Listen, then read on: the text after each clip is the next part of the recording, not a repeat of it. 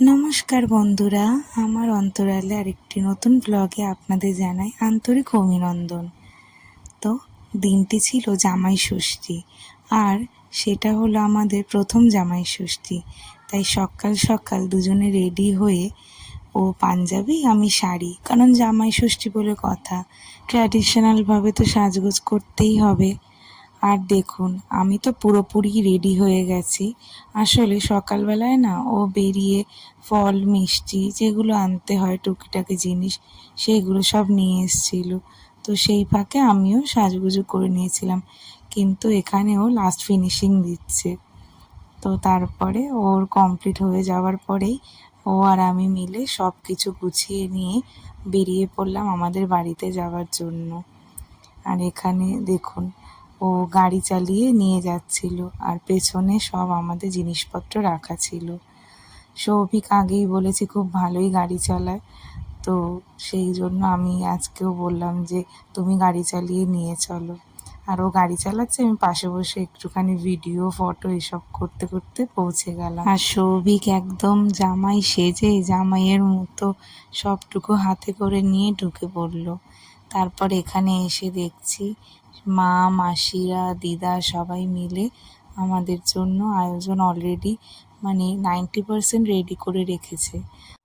আর বিয়ের পিঁড়িটা দিয়ে কি সুন্দর করে সাজিয়ে রেখেছিল জামাই বরণ করবে বলে। আর এই ফাঁকে দেখুন, আমরাও একটুখানি বাচ্চাদেরকে নিয়ে মজা করে নিচ্ছিলাম। এই বাচ্চাটিকে তো আপনারা চেনেনই, আমাদের বাড়ির ঠিক উল্টো দিকে থাকে, বড্ড মিষ্টি বাচ্চাটা।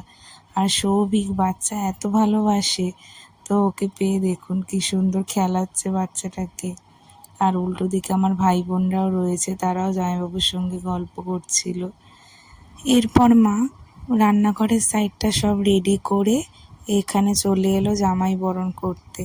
আর জানেন, আমার মায়ের বড্ড আফসোস ছিল বিয়ের দিন জামাই এত লম্বা, সেই জন্য না ঠিক করে বরণ করার জন্য হাতটুকুও পাইনি।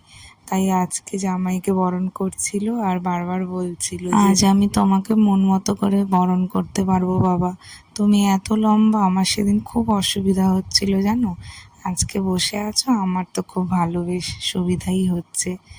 তারপরে মা একে একে দুজনকে বরণ সেরে নিল। তারপরে বাকি যা রিচুয়ালস ছিল সেইগুলো করে নিচ্ছিল মা। 5 রকম ফল দেওয়া জামাইকে, এই সব করে দিচ্ছিল। আর এই জায়গাটায় দেখুন, মা আমাদের মাথায় যে ধান দিয়েছে, বেশি বেশি করে দিয়ে ফেলেছিল, সেই জন্য আমার ছোট মাসিও খুব মজা করছিল, আর আমরাও ধানটা ছাড়িয়ে নিচ্ছিলাম, অনেকটাই বেশি ছিল। তারপরে মা পান পাতা দিয়ে জামাইকে বরণ করলো, আর আমাকেও বরণ করে নিল। আর আরেকটা কথা আপনাদের উদ্দেশ্যে বলে রাখলাম আগের থেকে, আমার গলার অবস্থা খুব খারাপ, সেই কারণে ভয়েস ওভার দিতে গিয়ে কিছুটা অসুবিধা হচ্ছে। এরপরে মা পাখা বার করে নিল, আমরা জামাই ষষ্ঠী বলতে যেটা বুঝি, শাশুড়ি জামাইকে পাখার হাওয়া করছে। তো পাখার সঙ্গে কিছু একটা ফল লাগানো ছিল, যেটা সৌভিকও খুঁজছে যে কোথায় চলে গেল, হাওয়া দিতে গিয়ে ফলটাই উড়ে গেছে। তো তারপরে একে একে করে ওকেও ফোঁটা দিয়ে দিল মা, আর আমাকেও এরপরে ফোঁটা দিয়ে দেবে।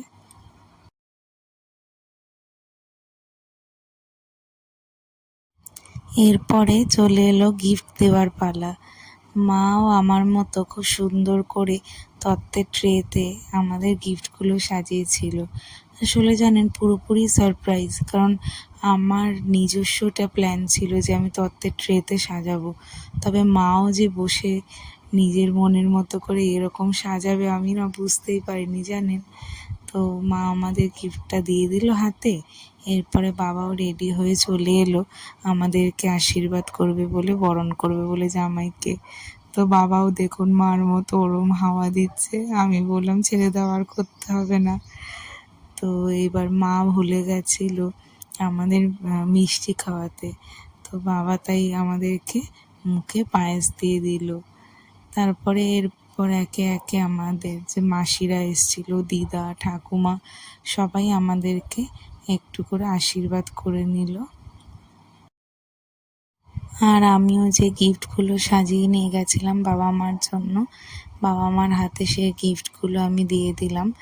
আর আমার পাশের জনকে দেখুন, আমি গিফট দিচ্ছি আর সে খেতে ব্যস্ত। তারপরে এই সব রিচুয়ালসগুলো কমপ্লিট হবার পরে সবাই মিলে আমরা আমাদের টিফিনটা সেরে নিলাম। আসলে জানেন, আমাদের যেতেও অনেকটা দেরি হয়েছে, তারপরে এই সব রিচুয়ালসগুলো কমপ্লিট হতে হতেও আরও দেরি হয়ে গেছিলো।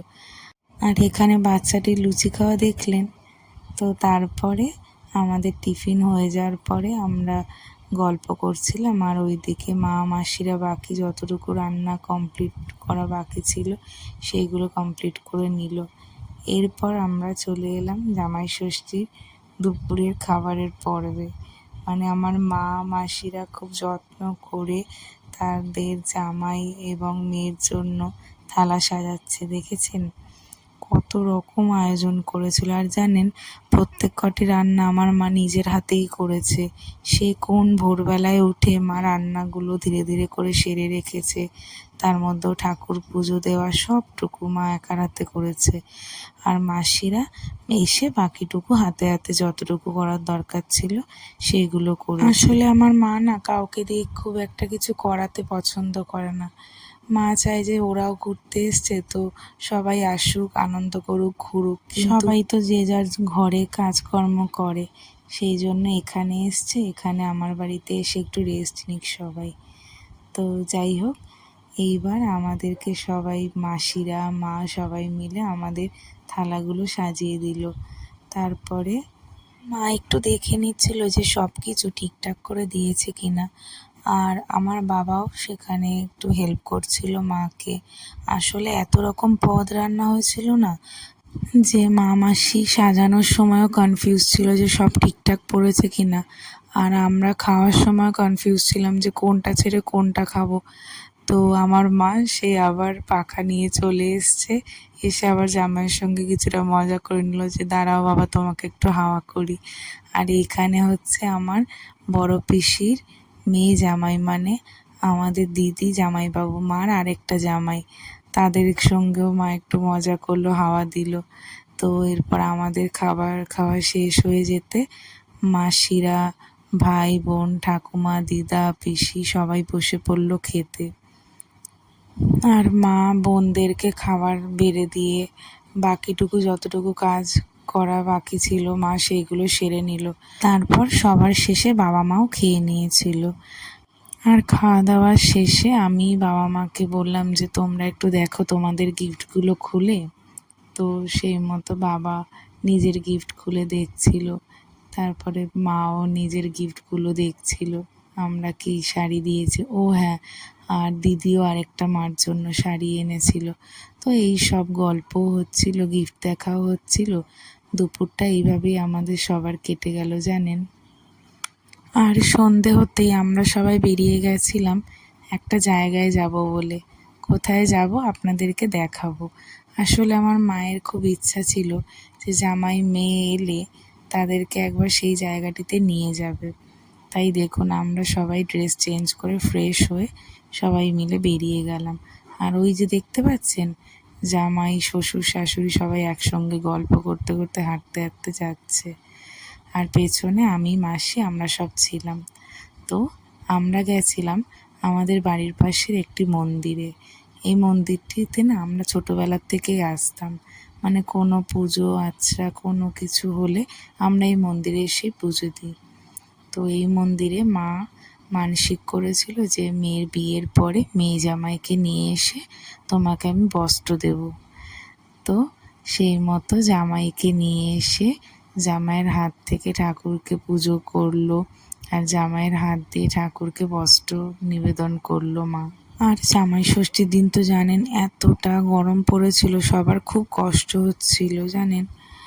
এখানে দেখুন সব রকমের ঠাকুর আছে, বাবা পঞ্চানন, মা কালী, দেবী মনসা, সন্তোষী মা, শনিদেব, আর উল্টো দিকে আছে শিবলিঙ্গ, দুটি শিবলিঙ্গ। আর বজরংবলীর মূর্তি তো ছিলই, কিন্তু এবারে নতুন দেখলাম এই গণেশ ঠাকুরের মূর্তিটি না এরা এনেছে। তো তারপরে বস্ত্র নিবেদনের পর্ব মোটামুটি সারা হলো।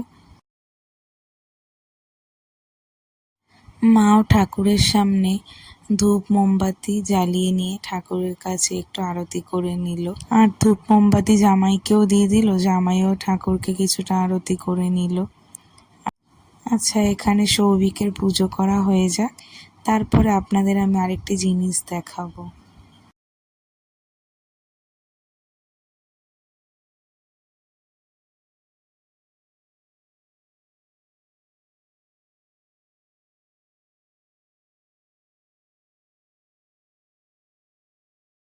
আমরা যখনই এই মন্দিরে আসি, এই জায়গাটিতে কেনো আঙুল দিয়ে কিছু একটা করে সেটাকে ফাঁড়া কাটানো বলে। তো মা সে ফাঁড়া কাটিয়ে নিল। আর মন্দিরটা দেখুন পুরোপুরি ফাঁকা, অথচ জানেন সকালবেলায় নাকি খুব ভিড় ছিল।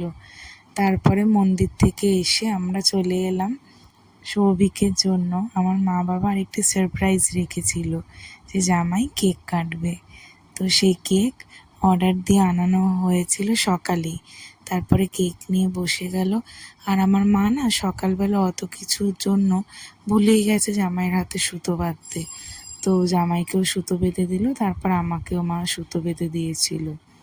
এরপর মাকে আমি বললাম যে তুমি আরেকটা কাজ করো, পাখাটা নিয়ে আরেকবার বসো, তোমাদের আবার একটু ফটো তুলে দিই।